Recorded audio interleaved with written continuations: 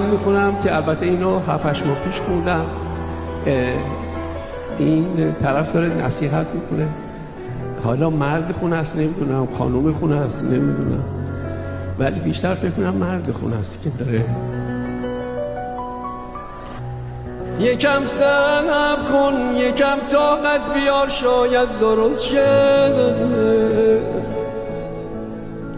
نزار هر جا بهت حق دادم، حتی اعتمادم نادرست شه. تو که خوب میدونی بی تو نمیتونم دیگه طاقت بیارم.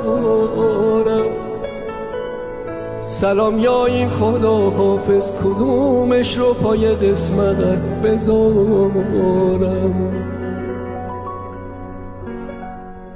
نگو بهتره چند وقتی و از هم جدا شیم، نه نگو نرو، شاید اصلا همین فردا نباشیم.